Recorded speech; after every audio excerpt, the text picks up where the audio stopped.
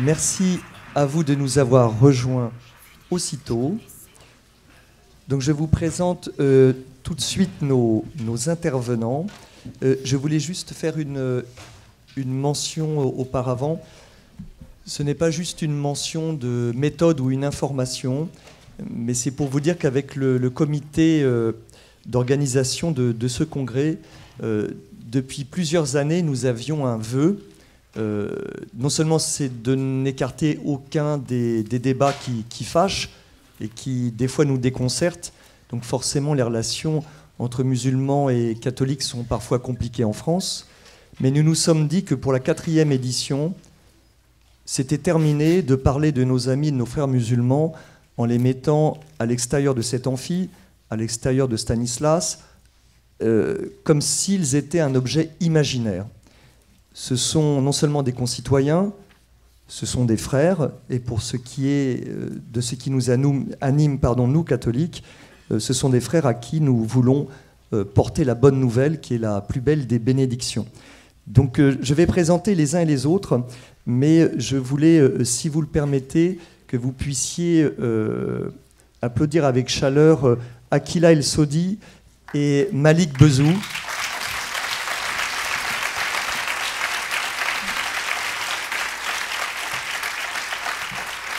Alors, je vais les faire rougir un petit peu, mais mesurer leur courage de venir dans un congrès qui est destiné d'abord à nous, missionnaires en apprentissage, de venir avec leur confession dont ils n'ont pas honte, et je le comprends aisément, et de venir devant nous. Et ils sont venus, et je voulais vous dire ça parce que peut-être dans la salle n'en sont pas conscients, cette table ronde est le fruit de l'amitié et de la confiance sur plusieurs mois, sur plusieurs années. Donc ce que nous voulons tisser ici, ce n'est pas un dialogue religieux qui se termine soit en café sans sucre ou alors en thé à la menthe. Nous allons aborder des questions dures et vraies, mais je vous en supplie, et je me le commande d'abord à moi-même, gardons ce commandement de la fraternité, de l'amitié, qui est à nos yeux, en tout cas congressistes, vraiment le départ de tout dialogue vrai. Vérité et miséricorde. Je termine en vous disant, donc cette table ronde évoque l'évangélisation de nos amis musulmans et se demande si finalement ce n'est pas tout à fait contraire et incompatible avec le dialogue religieux. Je crois qu'ici, personne ne pense que c'est incompatible et nous allons voir pourquoi. Donc je vous présente à ma gauche Akila El Sodi. Akila est élue dans une ville de banlieue pas très loin d'ici qui est Drancy. Elle participe à un collectif qui s'appelle Collectif Famille du 93 et elle est proche, voire même plus que proche, du PCD, le Parti chrétien-démocrate. À ma gauche, il y a aussi Rémi Brague. Alors on ne le présente plus, mais je vais le faire quand même, ça va être assez bref. Rémi Brague est philosophe, il est historien, il intervient très souvent dans nos journaux, sur nos médias, et souvent très loin de notre base chrétienne, et nous nous en réjouissons. Il a publié beaucoup de livres, mais je vous conseille le dernier qui s'intitule « Sur la religion » aux éditions Flammarion. À ma droite, là aussi on ne le présente plus, mais je vais le faire quand même, il y a l'abbé Fabrice Loiseau, qui est le supérieur des missionnaires de la miséricorde, donc des missionnaires qui sont nés dans le diocèse de Toulon-Fréjus. Mais maintenant, ils commencent, comme au printemps, à essaimer, ou comme les ruches, à en faire un peu partout. Donc vous êtes désormais présent à Lyon, je crois, et vous me disiez à Toulouse. Marseille. Alors Toulouse, c'est peut-être prophétique. Et peut-être un jour à Paris. Hein. Et donc, l'abbé Loiseau le dira, mais pour ceux qui ne le connaissent pas, dans le charisme de cette communauté, il y a ce désir d'un contact vrai et fraternel avec nos amis musulmans, plutôt que de rester toujours dans des amphis à lire des bouquins et à rêver une mission qui serait imaginaire. Et puis enfin, aussi à sa droite, il y a Malik Bezou. Si Malik, tu pouvais montrer le livre que tu as publié, voilà, il y a quelques mois. Donc ce livre, pour ceux qui n'arrivent pas à lire, France Islam, le choc des préjugés. On est en plein dedans, aux éditions Plomb. Et puis Malik a aussi contribué à la fondation Fondapol par un article qui s'intitule « Crise de la conscience arabo musulmane. Voilà. Donc je commence tout de suite en regardant attentivement ma montre, mais nous sommes bien passés. Alors, je voudrais aborder plusieurs points avec nos participants. Et je vous demande, en plus c'est le bon moment, hein, d'être particulièrement attentif au premier point que vous allez entendre. Et je ferai parler en plus particulier Malik et Akila. Ce premier point est le suivant. Est-ce qu'aujourd'hui, en vérité, les musulmans français peuvent-ils connaître et surtout aimer les racines chrétiennes de la France? Moi, comme journaliste, la première fois que j'ai rencontré donc, Malik et Akila, qui sont devenus des amis, je suis tombé à la renverse. J'ai entendu de leur bouche des choses que je n'ai jamais entendues de mes frères catholiques. Et je me suis dit, c'est encore un clin d'œil du Seigneur de mettre sur nos routes voilà, des frères qui nous rappellent nos fondamentaux à nous. Alors je donne la parole tout de suite à Malik, s'il pouvait nous dire comment est-ce qu'aujourd'hui, et dans son itinéraire, il a eu accès non pas seulement aux sources chrétiennes, mais aux racines chrétiennes de la France. Merci Malik. J'utilise ça. Bon, je vais essayer d'être pas trop lent, enfin en tout cas de rappeler. Non, mais sinon j'arrêterai, Malik. Voilà, je t'arrêterai. Ouais, donc, mais c'est très important. Parle d'abondance de cœur. Bon, alors j'ai pour cela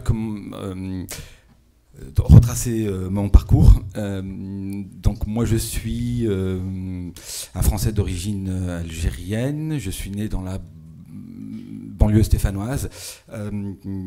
J'ai, suite à des questions identitaires dans les années 80, fin des années 80, début des années 90, côtoyé la mouvance des frères musulmans en France. J'y suis resté 3 ans, 4 ans. J'y suis rentré parce qu'en fait j'étais en crise, je me cherchais, je ne savais pas si j'étais français, berbère, parce que mes parents sont berbères, arabe, musulman, enfin j'étais un peu perdu. Et donc je suis tombé sur des textes à l'époque qui m'avaient, comment dirais-je, qui m'avait marqué, et donc des textes écrits par des penseurs islamistes qui m'avaient marqué. Puis comme je suis extrêmement curieux de tout, c'est pour ça que j'ai fait de la physique d'ailleurs, parce que je voulais comprendre l'univers. J'embrasse cette cause, mais pour des mauvaises raisons en réalité. Donc comme je l'ai dit, j'y reste 3 ou 4 ans et ça se passe pas très bien. J'en sors parce que j'étouffe, parce que c'est pas du tout ma vocation. Et finalement, ça va mal pendant quelques temps. Je suis complètement perdu. Je suis encore plus mal qu'auparavant. Je pensais trouver des réponses dans cette espèce d'activisme qui était une forme qui cachait un mal-être profond en réalité. Donc je quitte tout ça, mais dans un état assez pitoyable, même plutôt inquiétant. Je perds une partie de ma foi. Enfin, je suis vraiment, comment dirais-je, en lambeaux.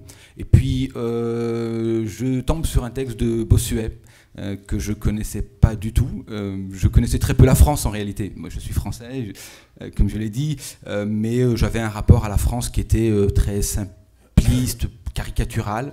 J'avais beaucoup de préjugés en réalité, qui étaient aussi alimentés parce que j'ai subi aussi du rejet, du racisme. Donc bon, la France, j'y vivais, je me sentais français, mais bon, j'étais quand même un peu perdu. Et je tombe sur, et d'autant plus perdu que j'ai quitté donc l'islamisme dans un état assez je ne vais pas dire pitoyable, parce que le terme serait un peu excessif, mais pas loin. Je tombe sur un texte donc, de Bossuet, à une époque où voilà, tout va très mal à l'intérieur de moi, spirituellement, etc. Je suis assez perdu. Et le texte de Bossuet est juste sublime. Et donc je me dis, mais qui est ce personnage? Donc j'apprends assez vite qu'il appartient à l'Ancien Régime, mais l'Ancien Régime, ça ne me parle pas beaucoup. Donc je passe pratiquement une dizaine d'années à étudier l'histoire de France. Parce que d'une part je suis scientifique, mais je suis aussi passionné. Alors et puis je découvre en réalité, et Rémi Brague on en avait un peu discuté, je découvre vraiment la France. Et c'est une histoire tout à fait, enfin, pour moi, extraordinaire, parce que je me rends compte que je vivais avec je ne sais pas comment appeler ça, une entité, un être, enfin ce pays, la France, mais dont j'ignorais absolument tout. En fait, j'ignorais, comme je pense beaucoup de gens, beaucoup de personnes, son histoire, son patrimoine, ses personnages, ses grands personnages et ses moins grands personnages, parce qu'il y a aussi des personnages, j'allais dire, qui ont joué des seconds rôles, mais qui m'ont beaucoup marqué, profondément marqué. Et donc, effectivement, c'est une vraie rencontre. Je tombe littéralement amoureux du patrimoine culturel et historique de la France, et je découvre des personnages incroyables. Je pourrais en citer beaucoup, mais bon, je pense que le temps qui m'est imparti est limité. Donc, mais effectivement, je découvre Bossuet, ça c'est clair. Mais pas que Bossuet, mais Bossuet a joué un rôle très important dans ma reconstruction, parce que Bossuet, c'est comment dirais-je, c'est un homme qui parle de Dieu en français avec une plume extraordinaire. Et donc moi ça me parle justement parce que je suis à une époque où je suis un peu perdu, voire beaucoup perdu, et donc il me remet à cheval en fait dans la spiritualité. En fait il va réconcilier ma francité, ma spiritualité, par cette découverte de la culture française, de la littérature française. Et donc effectivement c'est une vraie révélation, et ça va... Ça va me sauver quelque part, vraiment. Ça va me sauver parce que je sais d'où je viens finalement, je sais où j'habite. Voilà, je découvre vraiment des personnages mais absolument incroyables. Et voilà, s'il fallait résumer juste il y en a beaucoup. Je pense à Élie Fréran, je pense à Charles de Montalembert, que vous devez peut-être plus ou moins connaître, mais il y en a beaucoup d'autres. Mais je pense à une personne, juste une anecdote, c'est Catherine de Parthenay. Alors Catherine de Parthenay, j'en ai fait mon adresse mail. Voilà, donc c'est pour vous dire combien je la tiens en estime. Alors Catherine de Parthenay est une protestante, elle est contemporaine de Richelieu. On dit d'elle que c'est une protestante insoumise. Elle est dure, elle est ferme. Richelieu veut l'abattre parce qu'elle va rejoindre La Rochelle avec le fameux siège dont on connaît tous la fin. Mais c'est une femme très digne qui va élever ses enfants effectivement dans la religion protestante. Elle va perdre face à Richelieu, mais en tout cas elle va inculquer à ses enfants des valeurs. Et une de ses filles, qui est très belle, va plaire à Henri IV. Et Henri IV, donc un vrai faible pour elle, et il lui demande, et je trouve que c'est la chute, vous allez voir, elle est absolument extraordinaire. Il lui demande, parce que la fille donc, de Catherine de Parthenay est très belle, il lui demande quel est le chemin le plus court pour accéder à celui de votre chambre. Et elle lui dit, elle dit au roi de France. Elle qui est de toute petite noblesse, hein, elle lui dit, elle est lucide, et elle lui dit celui de l'Église, monseigneur, car je suis de bien trop modeste famille pour être votre reine, mais de bien trop bonne famille pour être votre putain. Alors c'est un peu dur, hein, mais moi cette phrase m'a vraiment bouleversé parce que j'ai trouvé, on vit aujourd'hui dans une époque où les gens cherchent à briller, la télévision, etc., où on est... c'est une époque qui parfois me désole, m'attriste beaucoup, parce que je trouve qu'on se coupe beaucoup de tout ce patrimoine, de toute cette histoire de France qui est extrêmement riche. Et donc voilà, la fille donc de Catherine de Parthenay a été d'une dignité, moi, qui m'a absolument bouleversé. Et pendant 10 ans, à passer à étudier les livres, les biographies, etc., j'ai été de rencontre en rencontre. Ça a été bouleversant. J'ai pas de mots. Je pourrais écrire un livre juste pour parler de comment j'ai fait ce livre. Et il est vrai que vraiment voilà, ce qui m'attriste, c'est que toute cette histoire, tous ces personnages grandioses aujourd'hui sont complètement oubliés, enfin on n'en parle plus du tout. Voilà, donc bon, je voulais juste citer cette anecdote pour dire comment toute cette histoire, cette culture française qui plonge effectivement clairement dans des racines chrétiennes, très chrétiennes, m'a vraiment aidé. Parce qu'au fond, c'est vrai qu'à cette époque, il faut aussi comprendre le logiciel des Français musulmans. On leur propose aujourd'hui, pour faire simple, une culture qui est plutôt libertaire, et beaucoup ne s'y retrouvent pas. Et donc, il y a aussi effectivement cette tentation du repli vers des fondamentaux. on doit aussi s'interroger sur si l'islamisation est facilitée, c'est aussi parce qu'il y a un échec, je dirais, culturel. Ce qu'on propose aujourd'hui, d'un point de vue civilisationnel, ne plaît pas forcément, et ça explique en partie ce repli. Voilà. Donc j'espère que j'ai pas été trop bref, enfin trop long, pardon. Merci. Non mais c'était un lapsus.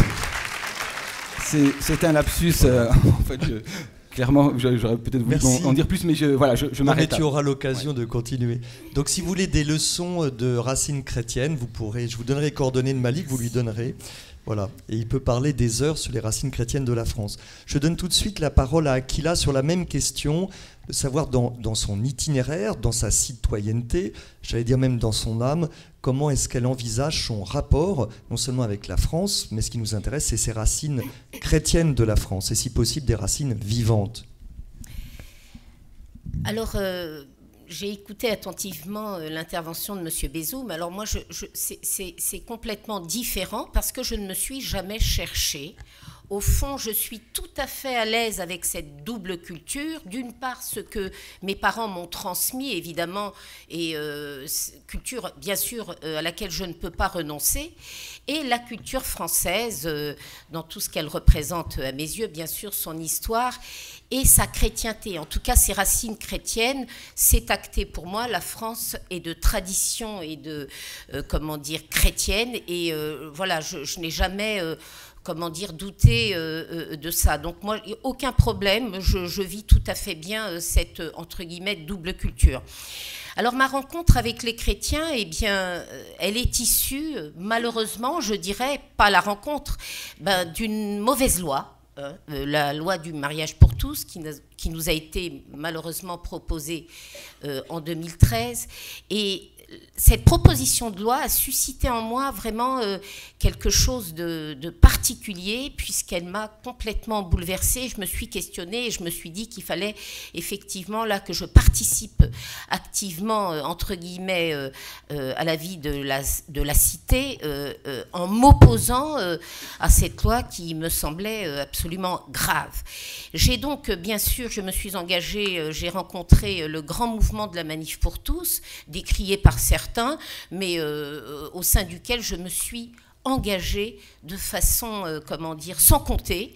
Et j'ai, à l'occasion de mon engagement, rencontré les chrétiens, les catholiques, que j'ai tout de suite, entre guillemets, adopté et que j'ai découvert dans leur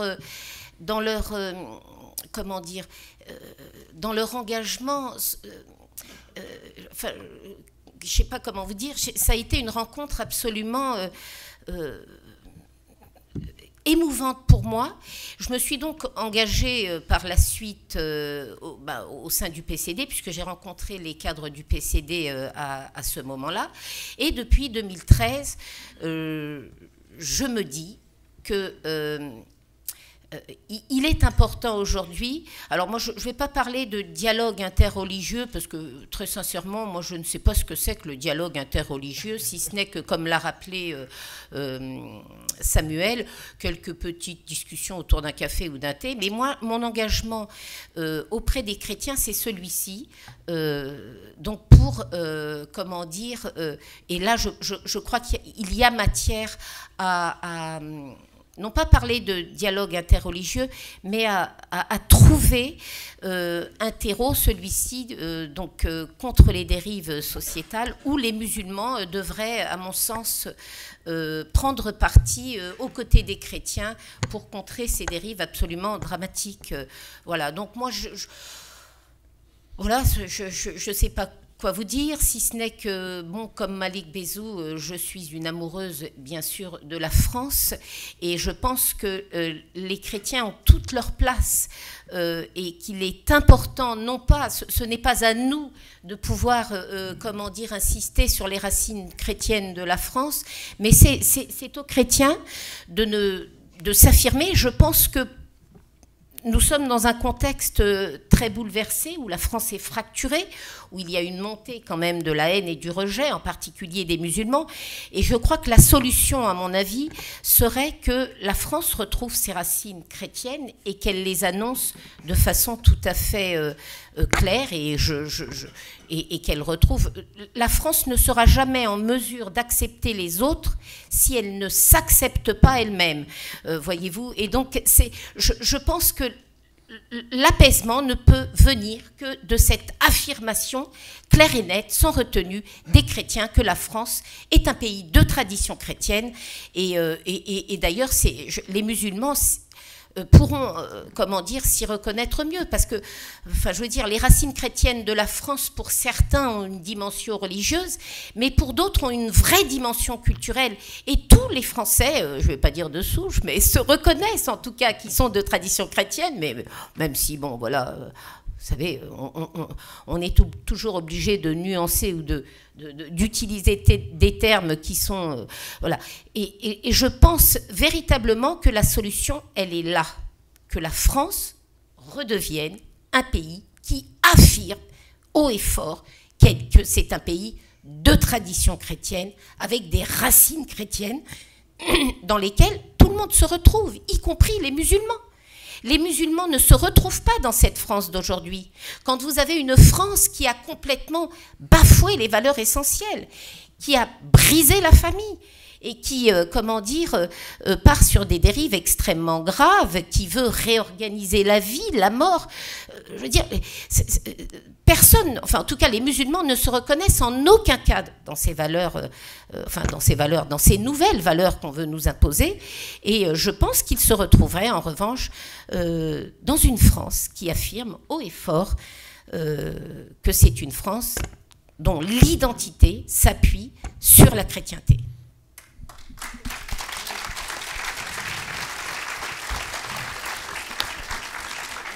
Merci beaucoup Akila. Alors je précise que le Congrès Mission n'a pas fait de chèque ni à Akila ni à Malik. Ce n'est pas du théâtre. Non, en tout cas, vraiment merci infiniment, parce que ce que j'avais entendu, moi, dans des entretiens privés, journalistiques, je voulais vous le faire entendre à vous. Je trouve que c'est un magnifique encouragement, un soutien. Je voulais demander d'abord à la Belle Oiseau peut-être de réagir à ces paroles que nous avons entendues, qui sont trop rares et qui peut-être réjouissent votre cœur, ou peut-être que vous avez envie d'aller plus loin avec eux. Merci, bien sûr que ça peut que nous réjouir, et je dois avouer que c'est quand même un discours assez rare, et j'aimerais entendre ces paroles auprès des jeunes que je rencontre, que je vois tous les jours, que ce soit à Toulon, à Marseille, ou en discutant avec les imams. Je n'ai malheureusement pas ce discours-là. Et du coup, je crois que vous avez tous les deux un cheminement quand même assez... alors grâce peut-être aussi à vos familles, à votre histoire, à l'enseignement que vous avez eu, mais moi ma question c'est de dire, mais comment, et vous devez en souffrir, vous réagissez face à un islam qui se développe et qui a un vrai problème avec la culture. Un vrai problème avec la culture, alors on ne va pas peut-être tout expliquer aujourd'hui, mais il y a un problème par rapport à l'Oumma, la place de la communauté musulmane, qui est une priorité évidemment dans l'islam, le rapport à la loi qui a bien été développé par Rémi Brague, et le rapport à la loi a fait que souvent l'islam a écrasé les cultures, et bon, il y aurait beaucoup de développement à faire. Le rapport à la parole incréée, avec le fait qu'il y ait un livre qui vienne entièrement d'Allah, où chaque lettre nous est révélée par Allah et qui contient par conséquent toute la culture, toute la pensée d'Allah. Donc du coup le développement de la culture est très compliqué, le développement d'un esprit humain et de la liberté humaine pour une créativité pose une réelle difficulté dans l'histoire de l'islam. Donc tout cela fait qu'aujourd'hui nous sommes particulièrement confrontés à un islam alors qui est non seulement salafiste ou frère musulman, mais qui, vous le savez bien, touche les milieux populaires. Et du coup il y a un vrai problème par rapport au fait d'aimer la France, d'aimer la culture, d'être dans une situation de créativité, et puis évidemment, qui sera le grand problème de l'islam, la question de la liberté religieuse, de la liberté de conscience. Est-ce qu'ils peuvent comprendre qu'il doit y avoir une liberté pour ceux qui ne sont pas musulmans, ce qui n'est absolument pas prévu ni dans le Coran, ni dans les hadiths, ni dans la charia. Merci à l'abbé Loiseau de poser ces questions qui sont très vraies et qui nous animent. Avant de vous permettre bien sûr de répondre à Malik et Akila, je voudrais aussi donner la parole à Rémi Brague pour réagir sur les propos que nous avons entendus au début de cette table ronde. Merci infiniment, bien entendu. Je ne sais pas si ça marche, ce truc-là. C'est parfait. Si ça marche, bon, très bien. Je voudrais faire deux remarques. L'une qui porte sur ce que Malik Bézou vient de dire et la seconde sur ce que Akila vient de nous confier. La première remarque, c'est que pour que les musulmans ou les non-musulmans puissent avoir accès eh bien, à ce qu'il a eu la chance de découvrir, si j'ai bien compris un petit peu par hasard, non seulement Bossuet, mais Fréron, alors là, ce qui m'embouche un coin, je dois bien l'avouer, mais aussi, disons, toute la tradition culturelle pré-lumière. Eh bien, encore faudrait-il qu'ils puissent y avoir accès.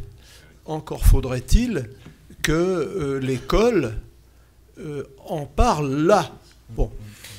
Or, je constate que on nous vend, enfin on essaye de nous vendre, plus exactement de nous imposer une histoire soit fictive, soit tronquée d'une manière parfaitement unilatérale et selon laquelle l'histoire de France commencerait soit avec la Révolution, soit pour les esprits larges, avec les Lumières, c'est-à-dire en gros 30 ans avant la Révolution, puisqu'on observe dans l'histoire intellectuelle de notre pays une sorte de ligne de partage des eaux dans les années 1750-1760. Là, il y a une sorte de basculement qui se produit. Alors on essaye de nous vendre une France cul-de-jatte, si je puis dire, enfin, une France qui commencerait finalement un petit peu plus de 2 siècles avant nous, comme si il n'y avait pas eu ce que l'on appelle le grand siècle, qui avait ses ombres, mais aussi ses très grandes lumières, et puis ce qui a précédé la Renaissance, le Moyen-Âge. Je me souviens d'un examen à la Sorbonne, je faisais passer un petit examen oral comme ça, et puis dans le cours de l'entretien, je lance une phrase d'une banalité épouvantable de Pascal. Ça devait être, je ne sais pas, vérité en deçà des Pyrénées, erreur au-delà, ou un truc comme ça. Bon, Pascal l'avait d'ailleurs emprunté à Montaigne, comme chacun sait. Bon, le candidat me regarde avec des yeux montrant qu'il était complètement perdu. Alors je lui dis, bon, d'accord, Pascal, hein. Il n'avait jamais étudié Pascal au lycée. Ça ne faisait pas partie du programme. Bon, ce qui est un petit peu étonnant. Enfin, ce qui m'étonne moins maintenant depuis que j'ai pu sonder la profondeur de l'abîme dans lequel nous sommes tombés.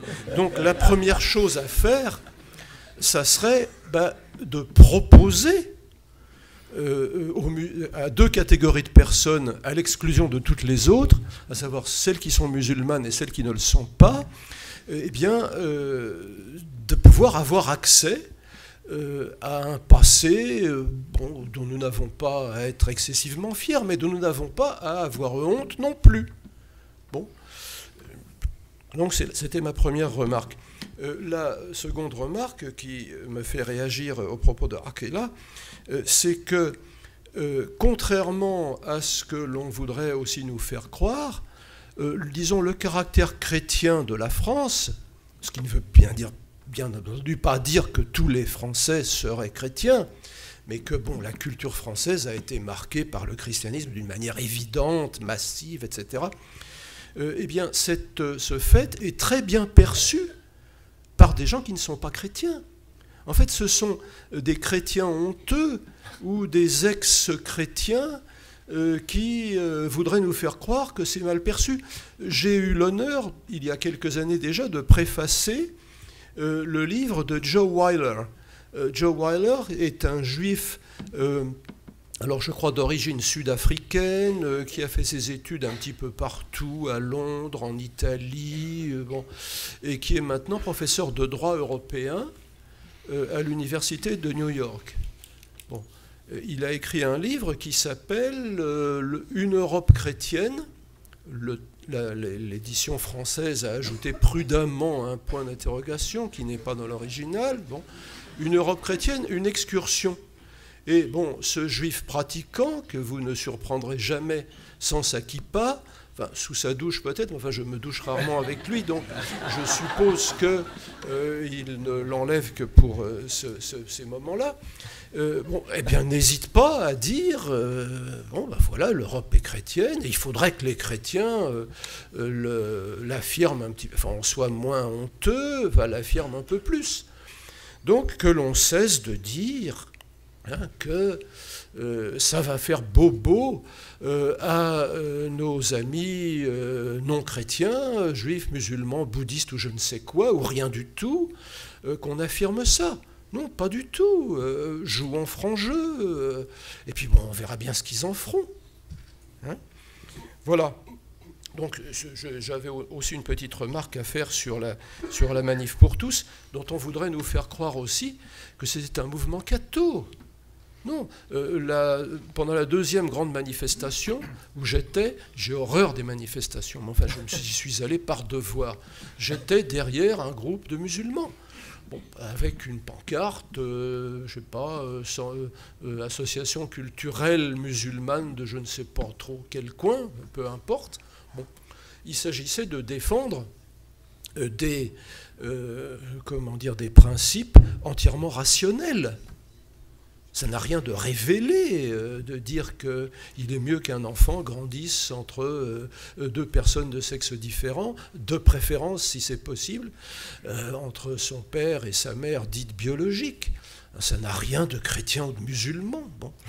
Et alors, il est clair que l'Église catholique conserve encore une capacité de mobilisation qui a fait qu'une bonne partie des manifestants étaient catholiques, mais enfin, ils ne défendaient pas le beefsteak catho. Hein? Bon. Voilà, donc je m'arrête là, parce que j'ai un peu tendance au bavardage. Alors, le temps passe très vite, et heureusement ou malheureusement, tous nos intervenants sont littéralement passionnant.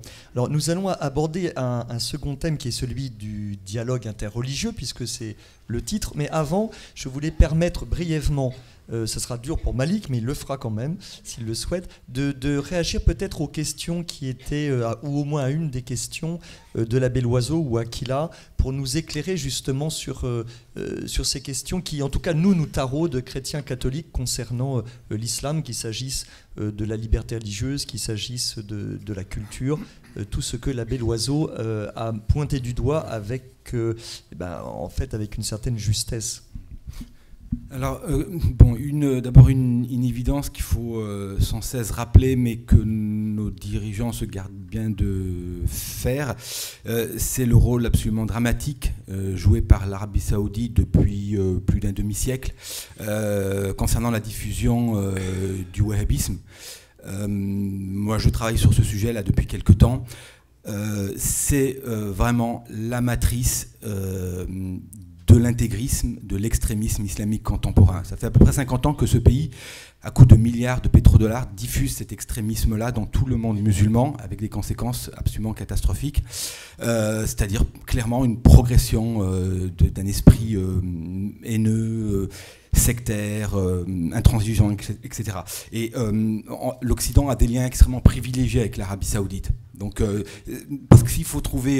parce qu'on parle souvent de salafisme, pour pointer du doigt, qu'on dirait-je, les culpabilités, etc. Oui, mais le salafisme, ça vient d'où? C'est quoi?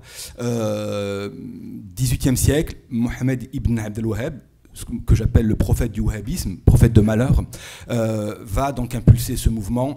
Et voilà, et au XXe siècle, XXIe siècle, on a les conséquences absolument dramatiques. Maintenant, juste une remarque concernant la parole de Dieu dans le Coran.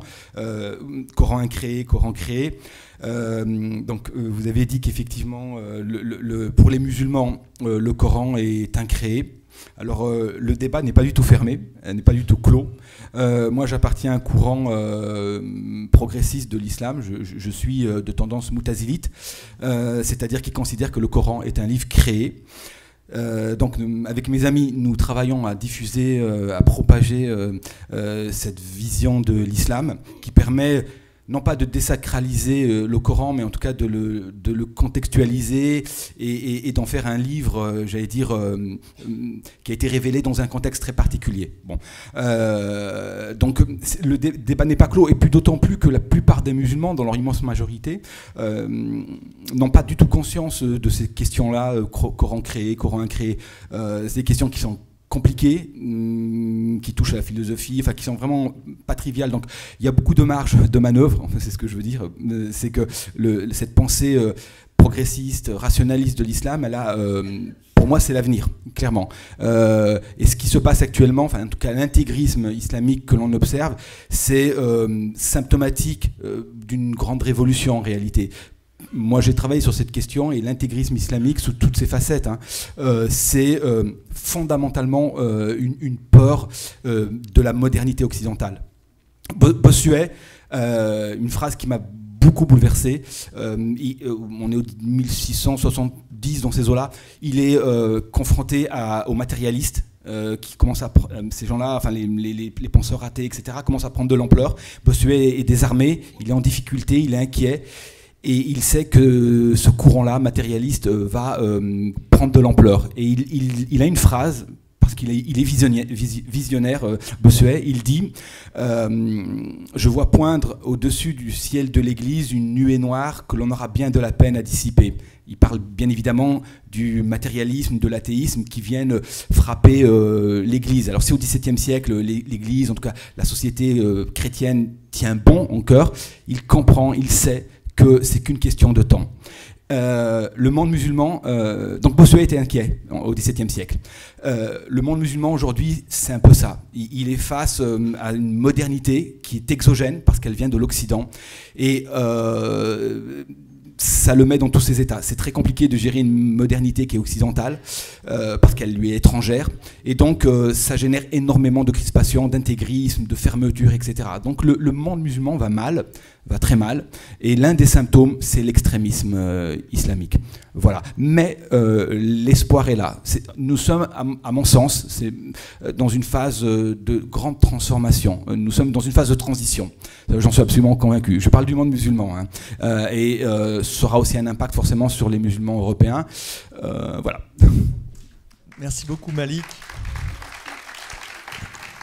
Je voulais juste permettre aussi à Akila de réagir, sachant que dans nos multiples conversations privées ensemble, Akila à Drancy en l'occurrence, mais aussi ailleurs, souvent un maille à partir justement avec certaines personnalités islamistes, et qui sont finalement très difficiles à supporter pour toi, me semble-t-il, dans certaines occasions. Oui, mais alors...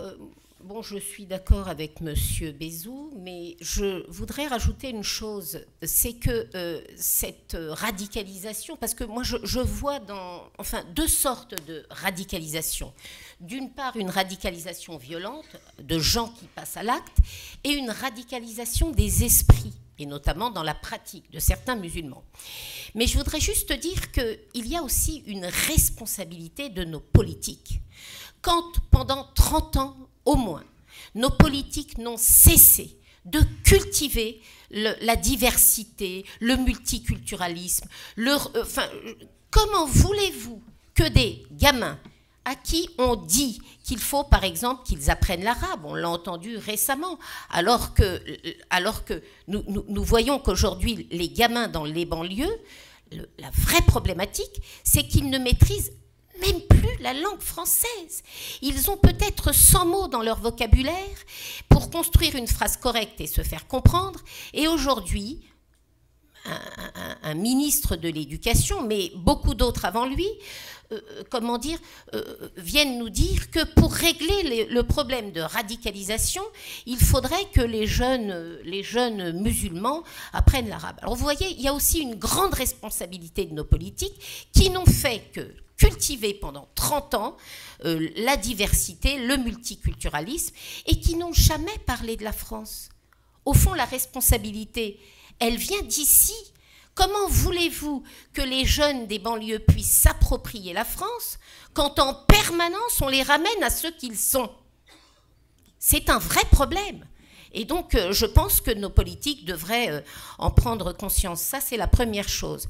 Concernant les propos de M. Labbé, vous savez, M. Labbé, les jeunes musulmans que l'on nomme musulmans dans les banlieues, ils ne connaissent rien de l'islam. Je vous le dis, ils ne connaissent absolument rien de l'islam, si ce n'est que quelques, pratiques et sur lesquelles ils se focalisent, manger halal, faire la prière, je ne sais pas s'ils la font ou ils ne la font pas, mais vous voyez, ils se focalisent sur des choses qui sont complètement, à mon sens, dérisoires, et ils n'ont aucune connaissance de l'islam. Et quand en permanence, je vous dis, on les ramène à ce qu'ils sont, et on les retranche dans leur identité, comment voulez-vous qu'ils puissent regarder la France et le peuple français comme quelque chose auquel ils peuvent se raccrocher, voyez-vous? Et ça, c'est un vrai problème. Mais moi, je ne les nomme... Je le vois, hein, vous savez, moi, je suis aussi victime. Je suis musulmane, mais je suis aussi victime de parfois quelques remarques. Une fois, un jeune sur le marché me dit « Moi, je ne respecte que les femmes voilées. » Bon, je lui dis « Et pourquoi donc ?»« Parce qu'elles sont vertueuses. » Non, mais... Donc ça sous-entendait que moi, évidemment, je ne l'étais pas. Du coup, si vous voulez, je veux dire, il y a une vraie méconnaissance de l'islam. Et là où nous avons un rôle, je parle des musulmans, c'est justement, non pas, moi, je n'ai pas de connaissances particulières en théologie, mais c'est de travailler sur le terrain. On y travaille notamment à travers, je le dis parce que vous l'avez oublié, Samuel, nous avons mis en place une association. Pardonnez-moi, c'est ce qui est le plus important pour moi, une association donc dans le 93 qui s'appelle La France, quelle histoire. Et cette association a pour but donc justement d'organiser des sorties culturelles autour de l'histoire. Alors l'histoire dont vous avez parlé, Monsieur Brague, effectivement, celle dont on ne parle pas à l'école. Et c'est toute, donc voilà comment on peut, je pense, amener les jeunes, notamment, à faire découvrir ce qu'est la France et quelle est son histoire, parce que la France a une histoire, je le dis, qui s'appuie évidemment sur ses racines chrétiennes, mais pas seulement. Et le problème, c'est que nos gamins, ils ne la connaissent pas, l'histoire de France. Et c'est certainement pas l'école qui pourra jouer un rôle pour pallier à toutes ces lacunes.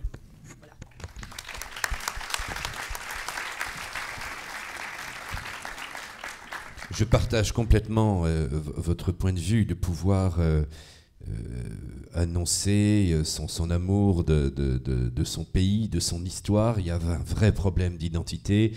Il serait capital que justement dans les questions aussi de dialogue interreligieux, nous n'oublions pas tout cet aspect aussi historique d'assumer une histoire chrétienne. Donc moi je suis très gêné de voir que dans les séminaires on ne fait plus d'apologétique. Ça c'est un réel problème. Alors qu'il y a une urgence qui est un peu une défense de notre histoire, de notre pays, tout simplement d'une acculturation qui a pu se faire tout au long de 2000 ans. Enfin, le christianisme a imprégné une culture, une histoire, et il faut être capable d'en parler paisiblement. Et je vous donne un fait qui va dans votre sens, en parlant avec des jeunes de Toulon, des jeunes musulmans. Je revenais d'Algérie. Et puis, ils me disent, mais qu'est-ce que tu allais faire en Algérie? J'ai dit, j'ai été soutenir les chrétiens. Ils me disent, quoi? Il n'y a pas de chrétiens en Algérie. Et alors, c'est quoi cette histoire? Et alors, j'ai dit, si, il y a des chrétiens, ils sont algériens, il y a des Kabyles, il y a des Arabes, et ils sont très nombreux. Et ils sont chrétiens, je les ai rencontrés, j'étais dans les villages, j'ai été leur parler. Ils me disent, mais ça, c'est pas possible, pourquoi le gouvernement, il laisse faire ça? Alors je lui dis, mais frère, nous on vous laisse bien prier. On vous laisse prier, tu as une mosquée. Ah oui, mais c'est pas pareil. C'est pas du tout pareil parce que vous n'existez plus. Nous, l'islam, on existe. Vous n'avez plus de civilisation, vous n'avez plus d'histoire. Regarde Hollande, le chrétien. Alors je lui dis, non, Hollande n'est pas chrétien. Tout de suite, on va bien se mettre d'accord. Et alors, il disait ça devant tout le monde, mais avec un aplomb absolument déconcertant. Avec grand gentil. Ah non, mais vous n'existez plus. Donc, vous n'avez pas... c'est normal que vous nous acceptiez l'islam, parce qu'on a déjà gagné. On est déjà là, on a déjà gagné, on n'a plus de conviction chrétienne. Mais c'était dit avec un aplomb absolument déconcertant. Et du coup, il était évident qu'en Algérie, les chrétiens ne devaient pas être autorisés, ou à la rigueur les étrangers, mais ne devaient pas être autorisés. La liberté religieuse ne rentre pas une seule seconde dans la pensée de certains, j'ai bien de certains bien sûr, musulmans. Alors, je crois que c'est très important de fait d'affirmer clairement notre foi parce qu'il a assimilé, en fin de compte, nos dirigeants, notre culture ambiante. Il a assimilé ça au christianisme et il pense que le christianisme, en fin de compte, c'est cela, c'est ce que nous voyons à la télévision, c'est ce que nous voyons chez nos politiques. Donc il y a vraiment une grande question dans notre débat d'identité, de patrimoine, de culture très important. Oui. Merci.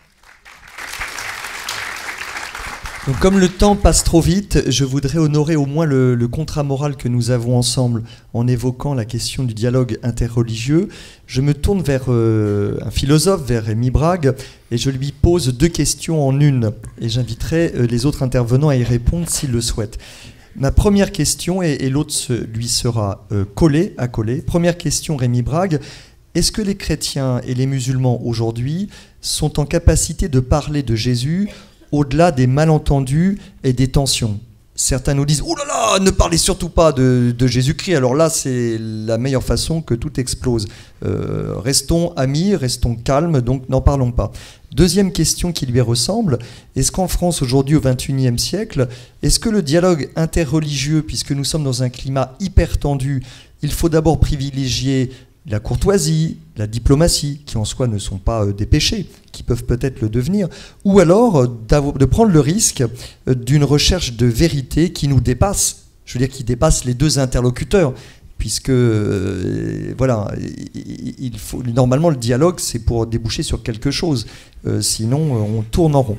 Voilà, je vous donne la parole, cher Rémi Brague, si vous pouviez nous éclairer.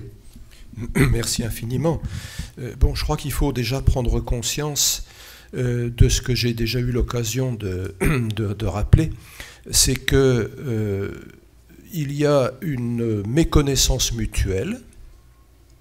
Méconnaissance mutuelle, donc les chrétiens connaissent mal l'islam, les musulmans connaissent mal le christianisme, mais c'est une ignorance mutuelle asymétrique. Ça n'est pas de la même manière, si je puis dire, que les chrétiens ne connaissent pas l'islam et que les musulmans ne connaissent pas le christianisme. Les chrétiens, si je puis dire la chose de façon simple, savent qu'ils ne savent pas. Ils savent qu'ils ne savent pas. Parce que l'islam rentre mal dans les catégories que le christianisme transporte spontanément avec lui. Un chrétien, en principe, sait ce que c'est qu'un païen. C'est quelqu'un qui a plusieurs dieux, qui a des idoles, etc. Un chrétien sait bien, ou croit savoir, ce que c'est qu'un juif. Bon, c'est quelqu'un qui est resté accroché à l'Ancien Testament et qui n'a pas accepté la personne de Jésus. Bon. Mais un musulman, un chrétien ne sait pas ce que c'est. Parce qu'il n'y a pas de place pour lui, si je puis dire, dans ces catégories, d'où une certaine gêne intellectuelle qui se manifeste dès le début du contact entre chrétiens et musulmans. On voit ça très bien chez Saint Jean Damascène, par exemple. Il ne sait pas trop que faire de cet animal bizarre. Enfin, dans quelle case faut-il le ranger? Bon, ce n'est pas des chrétiens, ce n'est pas des juifs, c'est des drôles de païens, des païens monothéistes et qui parlent d'Abraham et de tout ça. Bon. En revanche, pour l'islam, en tout cas pour le Coran, pour les sources normatives de l'islam, pour le Coran et pour le hadith, on sait très bien ce que c'est qu'un chrétien. Le Coran en parle, bon, c'est des gens qui ont 3 dieux, c'est des gens qui associent au Dieu unique Jésus et Marie, bon, ce sont des gens qui ont manqué le coche puisqu'ils ont refusé la révélation définitive qui confirmait et dépassait, enfin, au sens au sens hegelien de Aufheben, c'est-à-dire conserver, mais aussi assumer, dépasser, promouvoir à un niveau supérieur. Bon, donc ce sont des gens pas très intéressants. Et cela explique, me semble-t-il, en dernière analyse, à travers 1000 médiations, pourquoi il y a de grands islamologues chrétiens, comme il y a de grands islamologues juifs. Moi, mon préféré, c'était un juif, Ignaz Goldziher, un Hongrois, 1851-1920, bon, qui disent sur le christianisme, et sur des juifs qui disent sur le christianisme, et des juifs qui disent sur l'islam, et des chrétiens qui disent sur l'islam, des choses tout à fait intéressantes, qui font même parfois des découvertes, qui en apprennent aux musulmans, alors que je ne connais pas, en ce qui me concerne, de christianologues musulmans. Je connais quelques christianologues juifs qui disent sur le christianisme des choses tout à fait intéressantes. Je ne connais pas de christianologues, si je forge le mot, musulmans. Parce que on a l'impression qu'il y a un certain manque de curiosité. Et ça, c'est ce que me disent aussi des praticiens du dialogue islamo-chrétien. Je ne parle pas seulement de ma propre expérience, qui est assez mince, mais de gens dont c'est un petit peu le métier. Finalement, on a l'impression que ça ne les intéresse pas tellement. Je me souviens de 2 conversations avec 2 personnes très différentes dans des coins de France tout à fait différents, disant un peu la même chose. Bon, il y a des musulmans, en tout cas les musulmans officiels, si vous voulez, les imams, enfin les professionnels de religion, bon, qui font du dialogue, mais on a l'impression que c'est plutôt pour se faire bien voir des autorités, et que, en fait, ça ne les intéresse pas trop, parce qu'ils savent déjà, parce qu'ils savent déjà. Donc, il y a ce problème. Un autre problème, et là le cas de Jésus, si j'ose dire, est tout à fait intéressant, c'est que derrière l'identité des noms propres, alors il y a Abraham, il y a Noé, il y a Moïse, il y a Jonas, il y a Jésus, il y a Marie, qui est la seule femme qui soit nommée dans le Coran. Il y a la femme de Lot, mais enfin, qui n'est pas plus nommée dans le Coran que dans la Bible.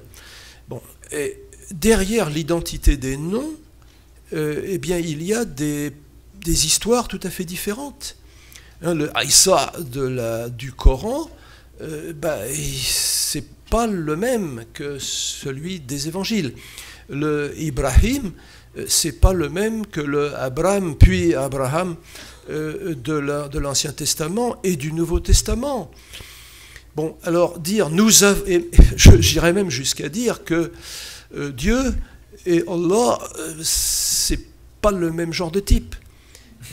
Alors je crois qu'il faut prendre conscience de ces différences et ne pas dire, bon, nous sommes tous des fils d'Abraham, nous avons tous le même Dieu, l'islam vénère Jésus et sa mère. Bien sûr, ce sont les mêmes noms. En soi, bien entendu qu'il n'y a qu'un seul Dieu. Bon. Mais si on raconte sur lui des histoires tellement différentes, bon, est-ce qu'on peut éviter les malentendus? Bon, pour la deuxième question, là, je serai vraiment très bref. Bon, mettre entre parenthèses la question de la vérité, je veux dire, c'est d'un paternalisme. Parlons de tout sauf de la vérité. Bon, comme si les musulmans, ou les juifs, ou les bouddhistes, ou je ne sais quoi, ou les mormons, n'étaient pas assez grands garçons pour que on leur parle de la façon dont nous considérons les choses, qu'on leur parle de ce que nous considérons comme vrai. Enfin, qu'est-ce que c'est que cette espèce de... C'est un paternalisme qui me semble hérité de l'époque coloniale. Hein, moi, il y en a bon blanc, vous, il y en a bougnoul, en fait. Hein, vous, il y en a pas capable de... Hein. Écoutez, vous allez rire, mais j'ai trouvé chez le premier auteur qui emploie le mot islamophobie. Hein, on a trouvé qui a employé le mot islamophobie pour la première fois. C'est un fonctionnaire colonial qui s'appelait André Kellien, bon, qui est un petit peu oublié maintenant, et qui écrit avant la guerre de 14 un livre dans lequel il explique qu'il ne faut pas missionner, si je puis dire, le christianisme en Afrique, d'abord parce que ça ne serait pas très bon, ça pourrait créer des désordres dans l'empire colonial français, et puis ensuite parce que le christianisme c'est trop compliqué pour les musulmans. Et en particulier, alors il parlait surtout des Noirs, je crois qu'il devait travailler plus ou moins au Sénégal. Hein. Le Noir est foncièrement incontinent. Écrit-il. Hein, alors on parle du continent africain, ben non, il n'y en a pas. Bon, en d'autres termes, l'islam c'est assez bon pour les bougnoules. Mais c'est ça que ça veut dire. C'est ça que ça veut dire. Bon, je m'excuse de la grossièreté de mes propos, merci. Mais derrière cette espèce de mission civilisatrice, il y a ce regard condescendant. Hein, ces gens-là ne sont pas capables d'une religion, alors plus, je sais pas quoi, hein, plus difficile. Hein. L'islam, c'est assez bon pour eux. Hein. Bon, alors laissons cela de côté. Ça appartient quand même à un passé heureusement révolu. Mais bon, je veux dire, si on ne parle pas de vérité, bah écoutez, oui, alors buvons du thé à la menthe, hein, et puis restons-en là.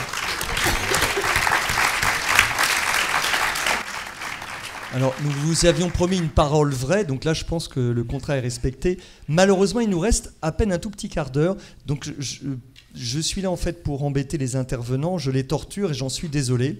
Je voudrais demander donc dans l'ordre, si cela est possible, d'abord à Malik, ensuite à Akila et enfin à l'abbé Loiseau. Je répète ma question.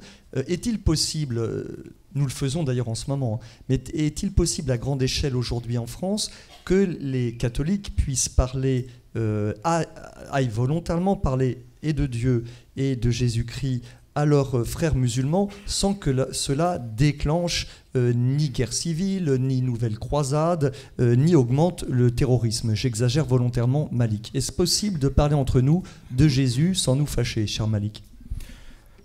Oui, pour moi, ça me paraît absolument évident. Alors, il y a un contexte qui est délicat, parce qu'aujourd'hui, on fait face à des dérives identitaires ou identitaristes. Une partie non négligeable de l'islam de France, des Français, Françaises, de culture de confession musulmane, peut percevoir dans ce renouveau du christianisme, en tout cas pas du christianisme, mais en fait le souci c'est l'approche identitaire du christianisme. C'est ça le drame, c'est que moi j'ai parlé de l'histoire de France, de la culture française, de la culture chrétienne de la France qui m'a aidé à me reconstruire, c'est vrai, mais aujourd'hui malheureusement lorsqu'on écoute certains responsables politiques, certains polémistes, etc., la dimension chrétienne de la France, qui est une réalité indéniable, elle est souvent utilisée pour exclure l'autre. Et c'est ça qui est dramatique, parce que le message qu'on envoie aux Français, Françaises de culture de confession musulmane, c'est vous êtes différents de nous. Et ça, ça peut générer que du repli, de la suspicion. Enfin, c'est très mauvais. Ce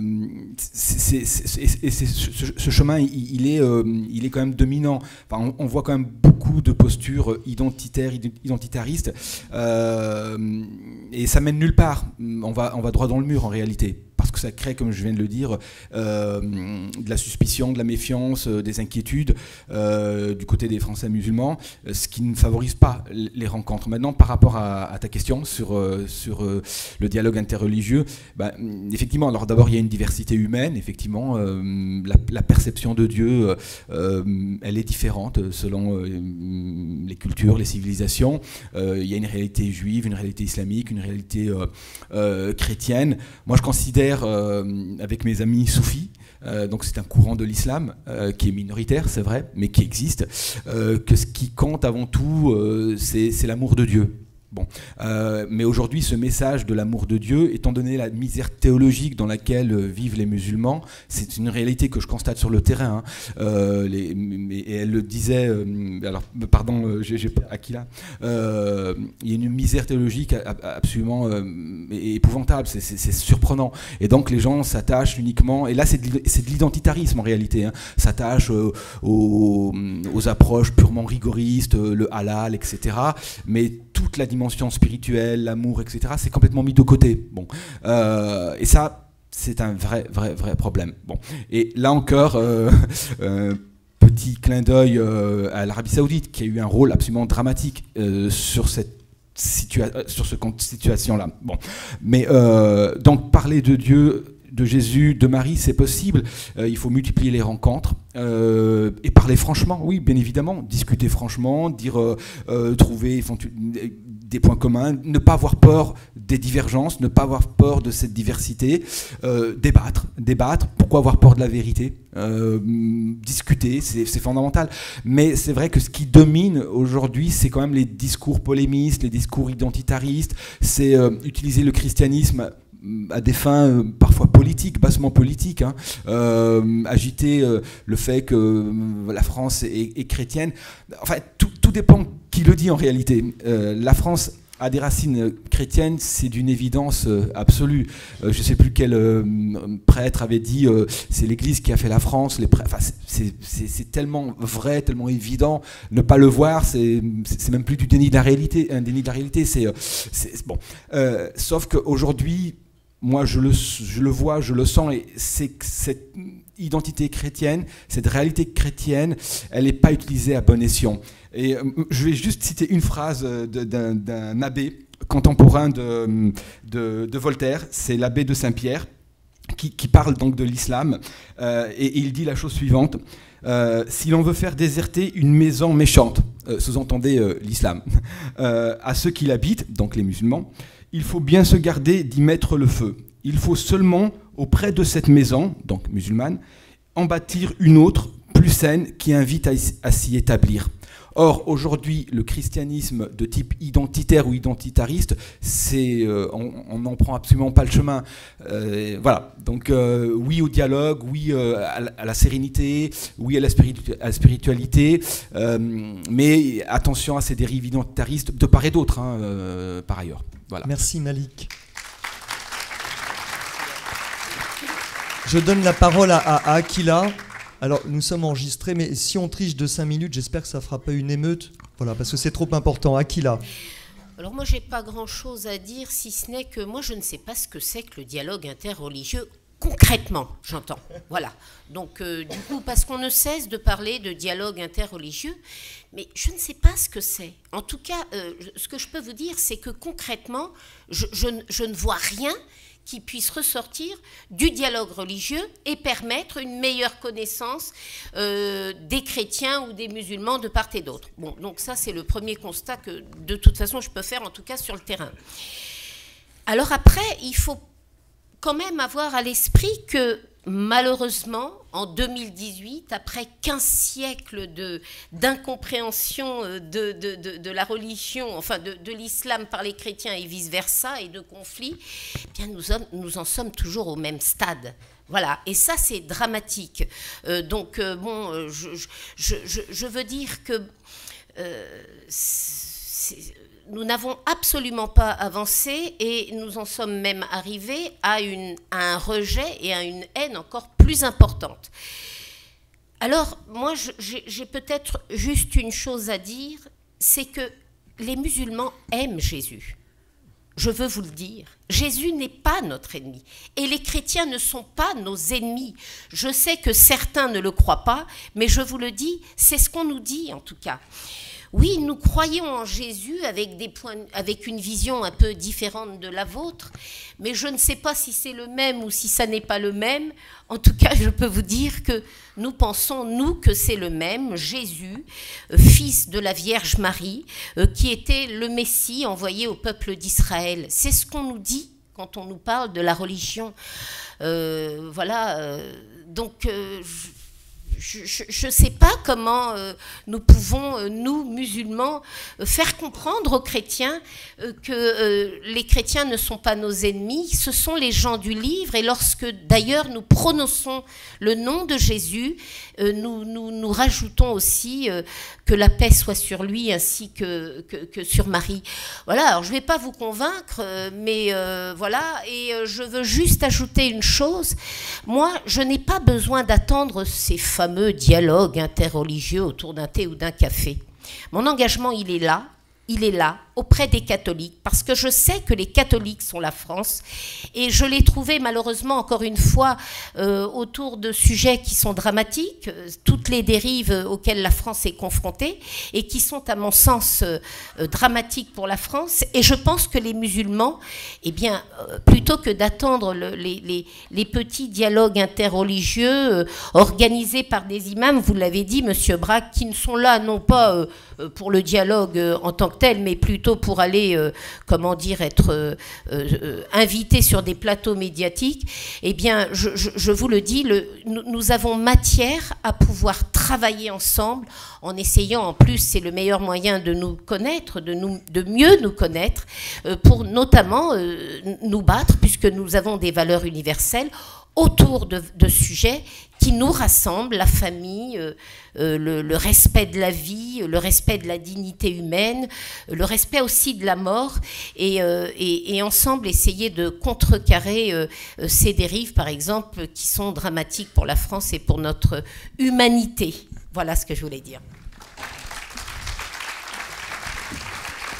Donc, je vais terminer en donnant la parole brièvement à l'abbé Loiseau et ensuite à Rémi Braque. Je suis le premier à être frustré. J'aurais aimé vous donner la parole, mais voilà. Donc cette frustration, j'espère qu'elle vous donnera envie aux uns et aux autres d'aller plus loin. Monsieur l'abbé, une dernière considération. Alors d'abord, je défends les deux aspects de dialogue et d'annonce. Je crois que le dialogue est un tournant important de l'histoire de l'Église, et c'est une compréhension de la dimension religieuse dans son aspect social, communautaire. C'est se rendre compte que dans l'histoire des hommes, eh bien, la religion n'est pas qu'une affaire individuelle, et qu'elle imprègne la culture. Elle révèle aussi pour nous catholiques quelque chose de la vertu naturelle de religion, et qui se manifeste à travers toute une histoire. Donc ce regard de bienveillance qui a commencé avant Vatican II, je tiens à le préciser, c'est Pie XII avait écrit des textes, et plusieurs papes, Pie XI aussi. Il y a un vrai travail de compréhension de la dimension religieuse, c'est-à-dire la vertu de religion, puisque nous avons une vision, vous le savez, différente des protestants sur cet aspect-là. Nous croyons qu'il y a des vertus naturelles qui n'ont pas été détruites par le péché originel, et qu'il nous reste quelque chose de bon dans cette nature, et que l'homme est capable même d'aller vers Dieu. On parle aussi de notion de sacrifice sur le plan naturel, hein. La vertu de religion chez saint Thomas, c'est pas rien. Donc il y a une vraie compréhension qui est là. Ça, c'est un premier aspect, ça fait partie de l'histoire de l'Église maintenant, et c'est un regard de bienveillance sur des gens qui ont une dimension religieuse. Et ça, je crois qu'il faut le maintenir, et il faut simplement pas faire n'importe quoi. L'Église a défini, il n'y a pas grand-chose dans le Concile sur le dialogue, hein, c'est Nostra Aetate, c'est un tout petit texte, mais c'est dans un document plus tardif de 91 qui s'appelle Dialogue et Annonce, où l'Église va distinguer des formes de dialogue. Et comme vous disiez, Aquila, il y a d'abord un dialogue de vie au quotidien, il y a un dialogue des œuvres, où on va pouvoir aussi travailler sur des questions, par exemple, de la loi naturelle, ça c'est des choses fondamentales. Il y a un dialogue évidemment doctrinal, qui doit être fait par des spécialistes, et c'est un peu le problème, parce que parfois, il n'y a pas toujours des spécialistes des deux côtés, un dialogue doctrinal, et puis il doit y avoir un dialogue mystique aussi, faisant part d'expériences spirituelles. Donc vous voyez, voilà. Mais dans ce document de dialogue et annonce, eh bien, il est bien dit que le dialogue ne veut pas être finalité en soi. Et je mets quiconque, n'importe quel théologien ou évêque de France, qui pourrait nous dire, eh bien, vous n'avez pas le droit d'annoncer. J'entends ça de temps en temps, quand Monseigneur Ray a reconnu notre communauté, il y a eu des lettres de théologiens, de membres du SRNM, qui disaient « Ah mais non, mais c'est scandaleux après le concile ». Mais vous n'avez pas lu le concile? Vous n'avez pas lu les textes? Vous n'avez pas lu Jean-Paul II dans Redemptoris Missio, qui dit « On ne peut pas s'appuyer sur le concile, ça serait l'erreur la plus grave, pour renoncer à notre dimension missionnaire ». Et le pape Jean-Paul II se plaint véritablement d'un tournant dramatique qui a eu lieu dans l'histoire de l'Église, qui nous a fait diminuer notre dimension missionnaire. Alors moi j'attends que les théologiens viennent m'expliquer qu'avec le Concile Vatican II et tout l'enseignement magistériel, depuis Jean XXIII jusqu'à François, on doit renoncer à la mission. Les deux aspects se tiennent, respect, dialogue, compréhension de la dimension communautaire de l'histoire, mais annonce du Christ. Et c'est pas parce que j'annonce Jésus-Christ que je sors une âme, que je sors la croisade, que je considère l'autre comme un idiot. Une journaliste de Libération, je sais pas si elle est là aujourd'hui, m'a appelé, elle devait venir, et me disait que elle n'en revenait pas que dans l'Église de France, il puisse y avoir des gens qui prônent cette mission, et qu'il fallait, elle voulait qu'on puisse découvrir un petit peu quelle était cette pensée, et comprenez, mais c'est l'histoire du christianisme, c'est l'histoire du christianisme, et aller évangéliser toutes les nations. Dieu veut que tous les hommes soient sauvés et parviennent à la connaissance de la vérité. La difficulté qui se pose avec les musulmans, car il y a une difficulté dans le dialogue interreligieux, ce qui explique très souvent une confusion qui nous empêche d'aller plus loin. C'est que dans beaucoup de textes, évidemment, à la fois dans le Coran, mais aussi dans les hadiths, et puis dans d'autres textes, ce que ces textes disent sur les chrétiens ne correspondent pas à ce que les chrétiens pensent. On a toujours, évidemment, tendance, quand on parle d'une autre religion, à pouvoir caricaturer. La difficulté, c'est que il n'est pas dit dans le Coran ce que les chrétiens ont réellement comme foi, puisqu'il est dit que la Trinité, c'est le Père, le Fils et Marie. Donc, aucun chrétien ne croit que Marie est troisième personne de la Trinité. Même dans les dévotions mariales les plus excentriques, même dans les dévotions mariales les plus incroyables, même dans les lieux d'apparition les plus incroyables, je n'ai jamais vu, en tout cas ces dernières années, je ne sais pas si Rémi Braque pourra me contredire, mais une divinisation de Marie. Donc, il y a une réelle difficulté, vous voyez, sur cet aspect-là. Alors, beaucoup de difficultés qui sont dans le dialogue aussi et qu'il faudra approfondir, qui sont d'ordre historique. Si on nie évidemment la crucifixion de Jésus et cette mort de Jésus, évidemment pour nous c'est au cœur de notre foi, c'est la rédemption. C'est la rédemption, donc voilà un dialogue passionnant. Et puis évidemment il y aura tout l'aspect moral, spirituel qui va découler d'un certain nombre de conceptions. Donc pour nous, véritablement chrétiens, je crois qu'il ne faut pas renoncer à l'annonce. Je crois que c'est un respect. Vous savez, Abdelkader disait, vous avez du mépris, disait aux Français, vous avez du mépris pour nous parce que vous n'avez pas eu le courage de nous annoncer le Christ.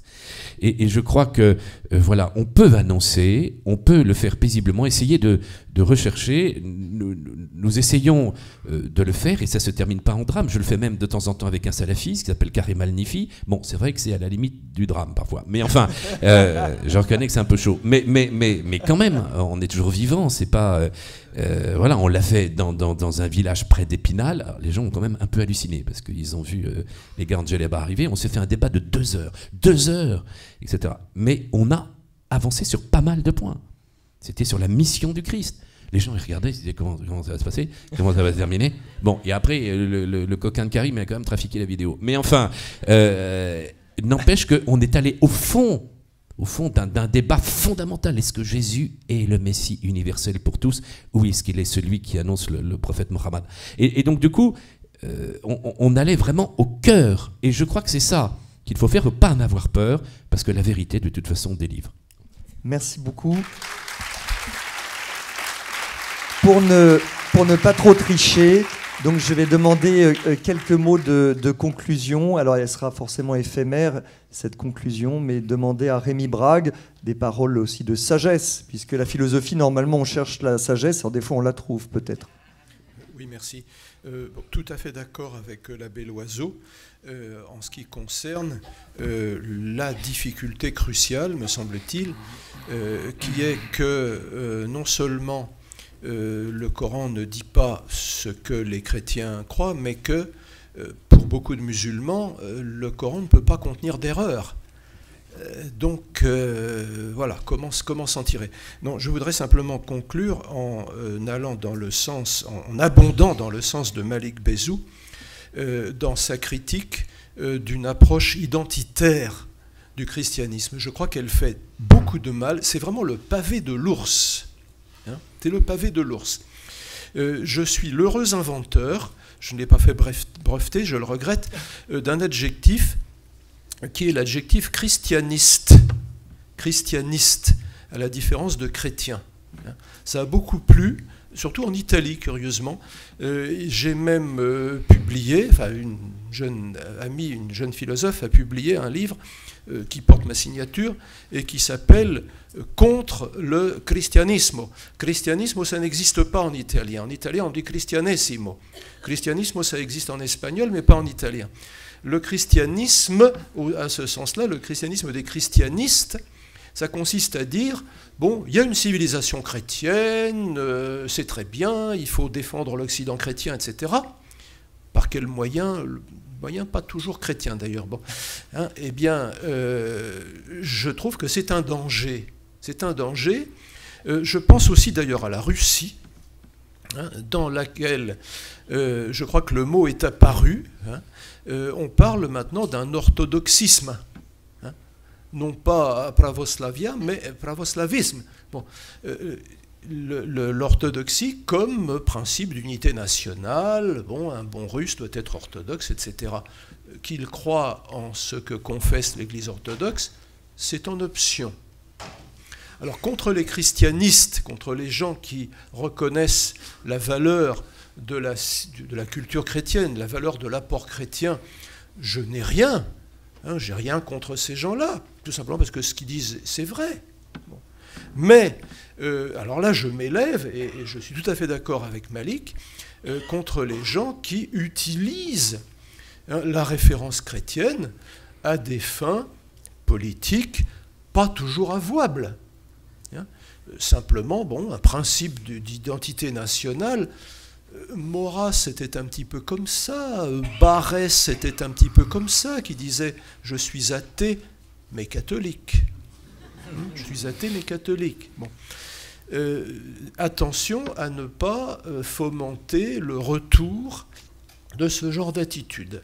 Je crois que ça serait vraiment rendre un très mauvais service, non seulement à ceux auxquels on veut expliquer que le christianisme, c'est pas si mal que ça, mais aussi aux chrétiens eux-mêmes. Merci infiniment.